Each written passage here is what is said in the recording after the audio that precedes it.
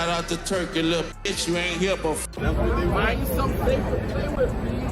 What? No. Find something safe to play. Find you something safe to play. On October 25th, 2025, Birdman didn't just take an L at that Verzuz clash, he lost the entire narrative. The moment slipped fast. He unraveled on stage. At one point, Bird even tried shouting out Turk, and the crowd basically said, "Nah, you're not even here right now." That night flipped the internet upside down. Viral chaos, public tension boiling over, and decades of questionable cash money history getting dragged straight out into the open. All of it erupted inside ComplexCon when what was supposed to be friendly competition turned explosive in seconds. Picture it, one of the most connected bosses in hip-hop, a man who helped launch some of the biggest careers ever, suddenly stuck in his feelings with the whole world watching, cameras rolling, phones up everywhere.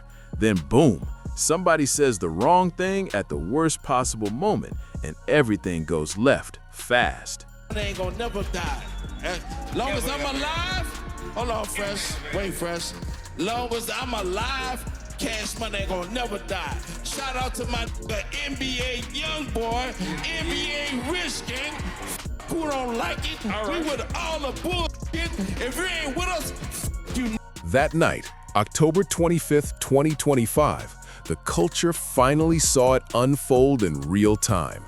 Cash Money Records versus No Limit Records. The long-awaited Southern showdown at ComplexCon in Las Vegas. It was the first Verzuz battle in over 3 years, and the hype was unreal. What was supposed to be a celebration of two legendary hip-hop empires quickly spiraled into chaos. Because right after the battle wrapped, things got ugly. Footage started leaking, raw, uncomfortable clips that spread fast. Videos showing Birdman rattled, snapping, losing control.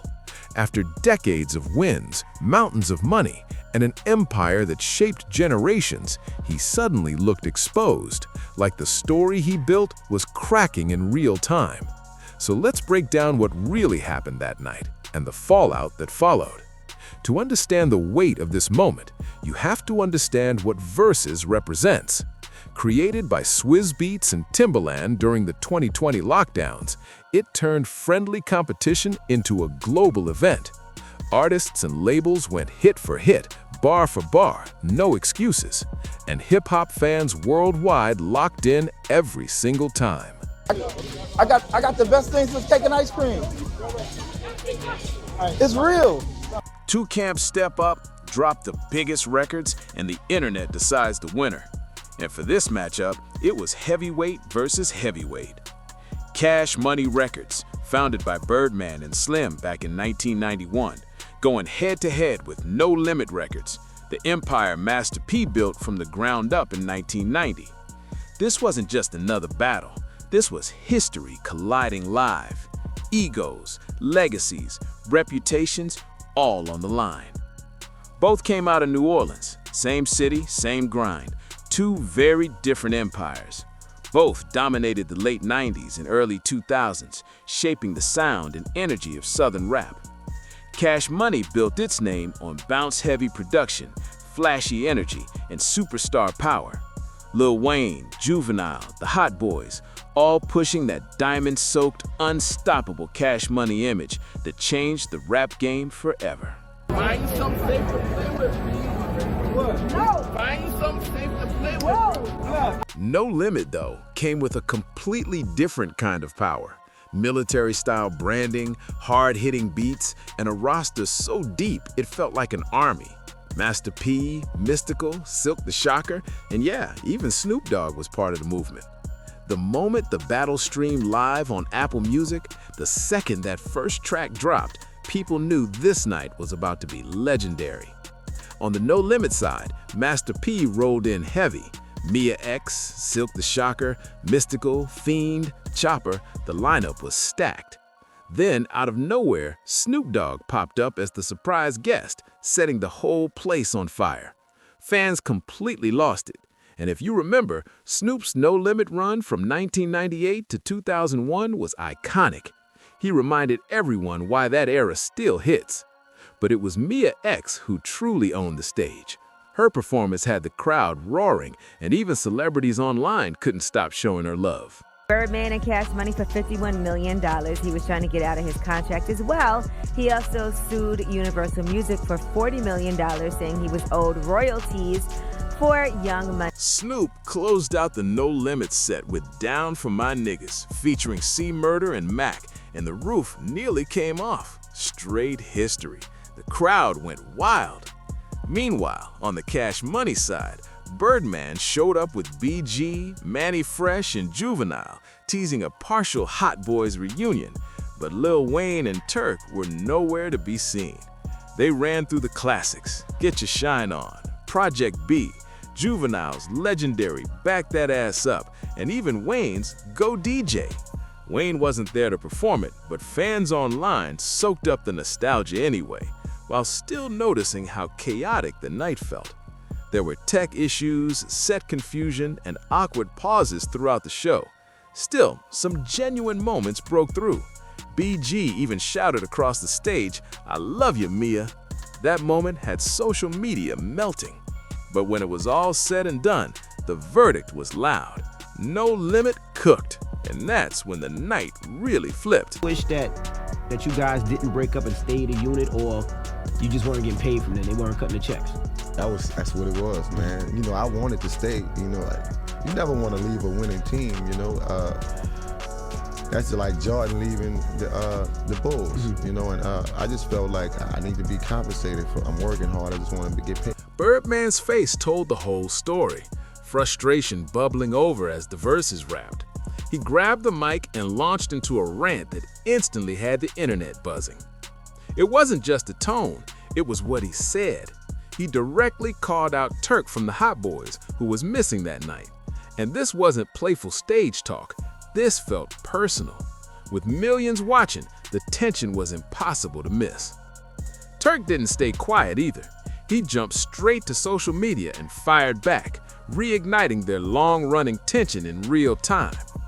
But what happened after the show is what really sent everything over the edge.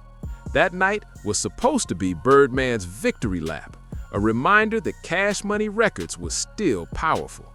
Despite lawsuits, fallout, and artists leaving and returning, Birdman wanted to prove he was still that guy.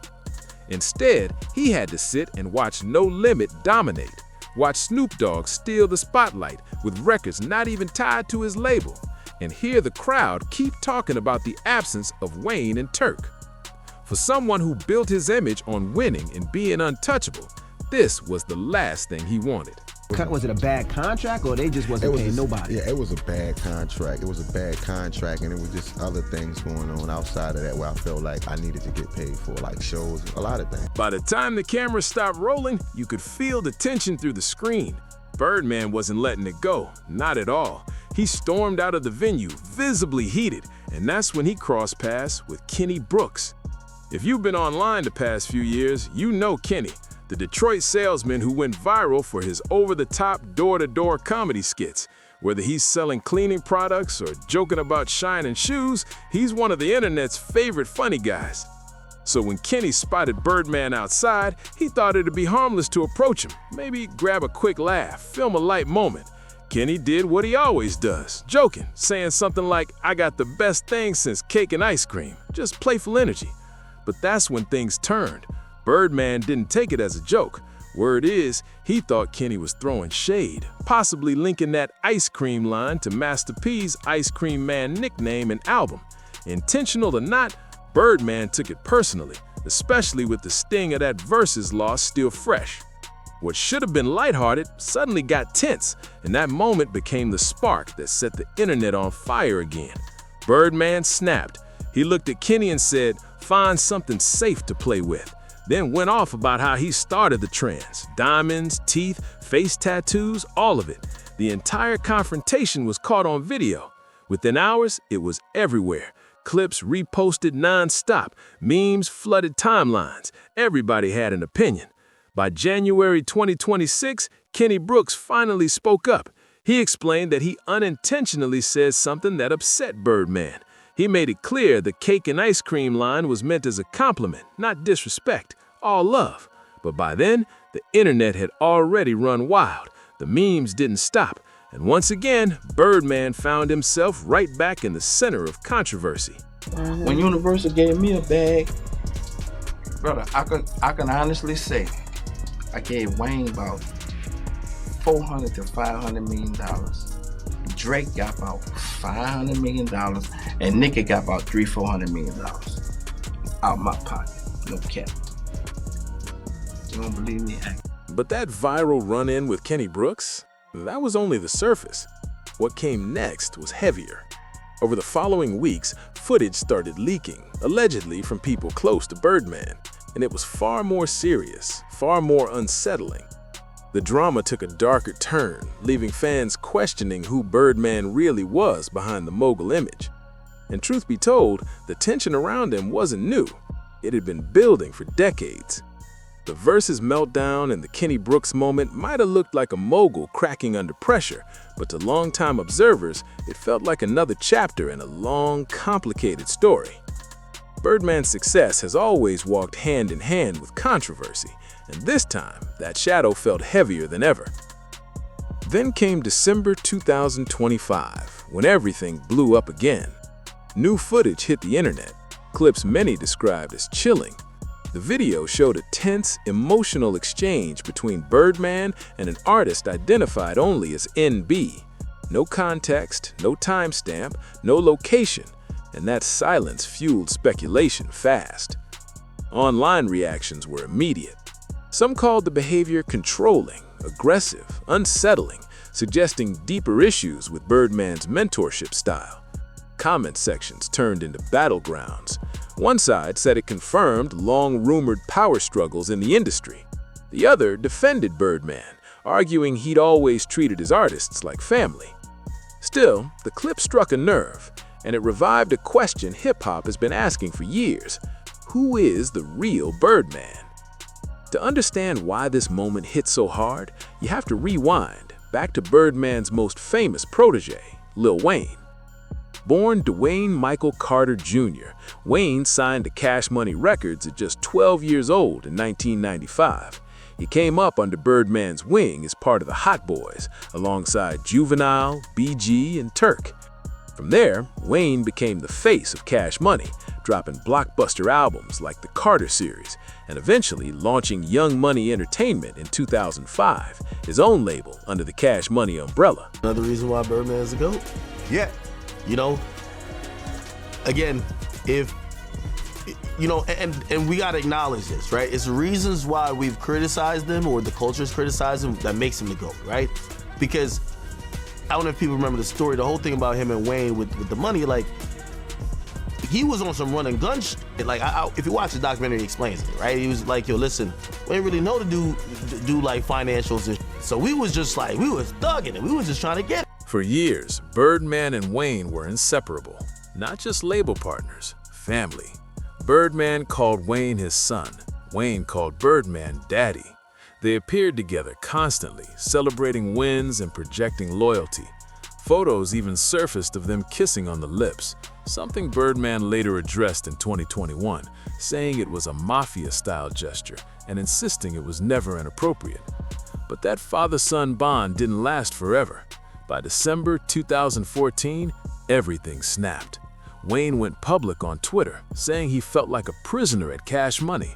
He claimed Birdman was blocking the release of his long-awaited album, The Carter 5, and said he was owed $8 million in advance money.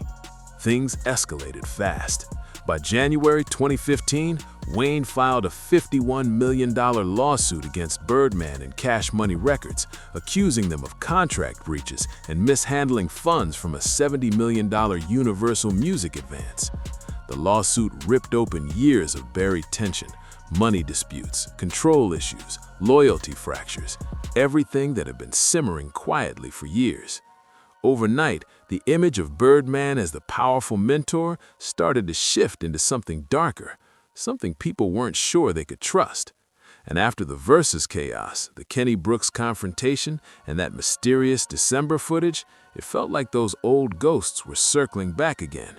Fans couldn't stop asking, Was this just another rough chapter for Birdman, or the unraveling of a legacy built on shaky ground? Wayne's lawsuit cut deep. He accused Birdman of using label funds for personal luxuries instead of developing artists. The case dragged on for years, full of silence and tension on both sides. Then in July 2015, things turned dangerous. Wayne's tour bus was shot up in Atlanta, 12 bullets fired. No one was hurt, but the story took a chilling turn when investigators linked the shooting to people connected to both Young Thug and Birdman. Jimmy Carlton Winfrey, Young Thug's former tour manager, was later arrested and convicted. What stunned everyone were phone records showing calls to Birdman right before and right after the shooting. Birdman denied any involvement, but the damage to his public image was already done. The streets wouldn't stop talking. Fast forward to June 2018. After years of legal warfare, Lil Wayne finally walked free. He settled with Cash Money for around $10 million, far less than the $51 million he sued for, but enough to secure full ownership of Young Money Entertainment. When the Carter 5 finally dropped that September and debuted #1 on the Billboard 200, it felt like Wayne had finally broken loose and rewritten his own ending. There was like a bunch of commotion. He walked in the middle of it, and he talked to the... But here's the real truth. Lil Wayne wasn't the first, and he definitely wasn't the last. Birdman's issues with artists didn't start with Wayne, and they didn't end there either. Birdman has a long history of clashes inside his own camp. Take Juvenile, one of the original Hot Boys, and the man behind the timeless Back That Ass Up. He walked away from Cash Money back in 2001, saying he was owed millions from his quadruple platinum album, 400 Degrees.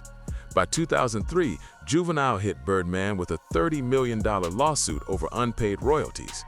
And what made it sting more?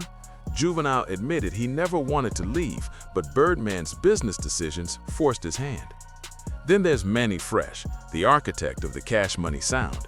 From High to Still Fly, he produced nearly every early hit that made the label legendary.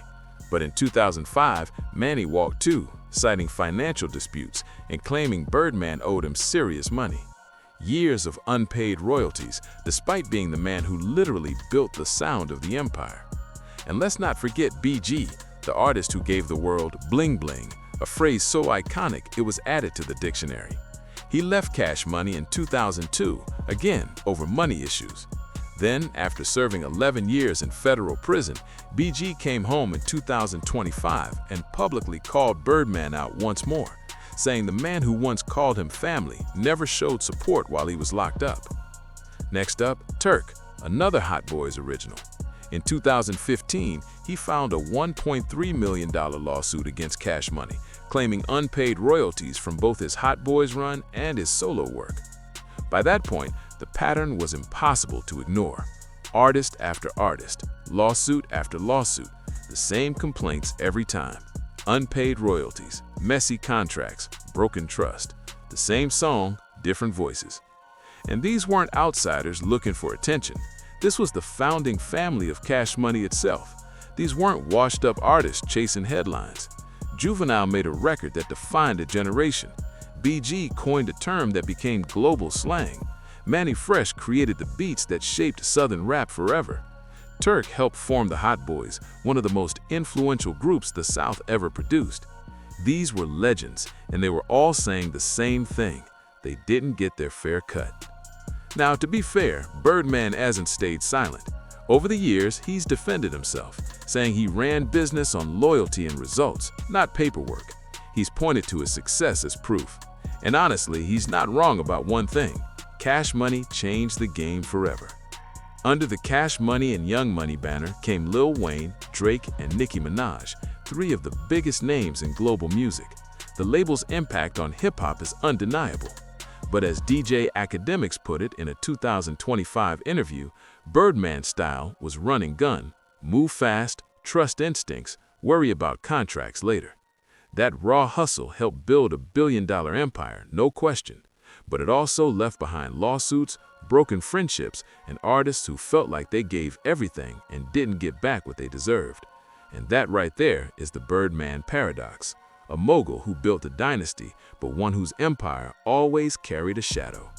And now it feels like history might be looping again, this time with NBA YoungBoy, the new generation, the future of the game. Which brings us to the most troubling chapter yet, Birdman's complicated, emotional, and controversial relationship with YoungBoy himself. Because if that viral clip from December 2025 means anything, it raises the same question that's followed Birdman for decades. Is he a mentor trying to lift young artists up? Or is there something darker behind the curtain? NBA YoungBoy, born Kentrell Deshaun Gaulden, grew up hard in Baton Rouge, Louisiana. Born in 1999, he exploded in the mid-2010s with raw, emotional trap music that connected deeply with millions. His pain became his power. Poverty, street life, legal trouble, trauma, all poured straight into his lyrics. He was a kid who needed guidance, and Birdman believed he was the one meant to give it. It was an argument or whatever. He got in there and he was just like, yo, let's calm this down. And he got both of them dudes who seemingly that could have been like a little situation. I don't know if it would be a fight or whatever. Just out of respect for him, they were just like, all right, we good. According to Birdman, Atlantic Records practically handed NBA YoungBoy over to him while the rapper was locked up, unsure how to manage him during one of his early jail stints. Birdman says he stepped in to take the wheel, promising to guide the young star, protect him, and teach him the real business of hip-hop. By 2017 and 2018, that bond was on full display. Birdman popped up on YoungBoy's track We Poppin' from the AI YoungBoy mixtape. The two were constantly seen together, studios, private events, moving like family. Birdman couldn't stop praising him either, calling YoungBoy one of the realest artists in the game. In 2021, reports even claimed Birdman offered to post $500,000 for YoungBoy's bond while he was facing a federal gun charge, a move that looked like real loyalty and real money behind it. Birdman positioned himself as the big homie, the father figure, the shield for the next generation. But just like Lil Wayne, just like Juvenile, just like so many before him, the relationship cracked. In June 2024, YoungBoy dropped Tears of War, and the message hit hard. He rapped, "New Stunner never loved me, shoulda listened to Carter." Stunner, Birdman's nickname. Carter, Lil Wayne. There was no confusion. Wayne had warned him. YoungBoy didn't listen, and now he felt betrayed. Think about that. One of the biggest young rappers alive, billions of streams, a fan base that rides for him heavy, publicly calling out his mentor the exact same way Wayne did years earlier. This wasn't just history repeating, it felt like the same movie, different cast. And the timing made it hit even harder. The song was recorded before YoungBoy's April 2024 arrest on prescription fraud charges during a stretch where he was stuck under house arrest in Utah, isolated, pressured, and cut off. According to the lyrics, the man who promised to stand by him wasn't there when it mattered most. Then came the wave. Videos started circulating online, accusing Birdman of exploiting YoungBoy's success. Claims surfaced that he'd locked him into unfair deals, taken more than his share from streams and shows, and leaned into YoungBoy's vulnerable state while he battled legal trouble. Industry whispers suggested Birdman's control behind the scenes ran deeper and colder than most people realized. But just when it looked finished, something unexpected happened. By August 2025, rumors started floating that Birdman and YoungBoy had quietly squashed the beef. DJ Academics, who said he was present, claimed Birdman stepped into what could have turned into a violent backstage situation at one of YoungBoy's New Orleans shows and shut it down instantly just by showing up. A quiet boss move that had people wondering if the bond was still real. Then in October 2025, they shocked everyone. Birdman and YoungBoy performed We Poppin' live together for the first time. The energy was electric. The crowd lost it. The chemistry felt genuine. Clips from that night had fans convinced the duo was officially back on good terms. Talk even started about From the Bayou 2, a sequel to their joint project, a sign that business might be back on track. Then came December 2025. That clip dropped, the one that blew everything wide open again. It showed Birdman and YoungBoy in what appeared to be a tense, possibly controlling exchange. No audio context, no clear setting, just heavy tension. Viewers called it chilling, and it reignited every accusation that's followed Birdman for decades. Online, fans dissected every frame. Some said it proved Birdman was emotionally manipulating YoungBoy, exploiting his trauma, and controlling his moves, just like critics claimed he did with Lil Wayne years earlier. Others pushed back, saying people were reading too much into a short clip. They argued Birdman is tough, not toxic, a mogul who demands loyalty because he invests real money and real opportunity. Either way, the debate exploded. Fans quoted tears of war like it was a confession. Others called it media spin. But no matter where you stand, the pattern is hard to ignore. Artist after artist, decade after decade, loyalty turns into resentment, mentorship bleeds into power, business crosses into emotion, and that might be the most unsettling part. Because whether you see Birdman as a misunderstood mogul or a symbol of something darker in the music industry, one thing is clear: this story isn't finished. His impact on hip-hop is undeniable, but so are the shadows that follow him. Even artist advocates like Wendy Day, who spent decades fighting for artists' rights, have described patterns that mirror these same accusations: predatory contracts, financial confusion, and young artists signing deals they barely understand. The cycle keeps spinning. Big dreams turn into complicated paperwork that traps artists years later. And then there's Money Man. His story says a lot. Back in 2017, the Atlanta rapper signed with Cash Money, hoping to elevate his career. But within a year, he saw the writing on the wall.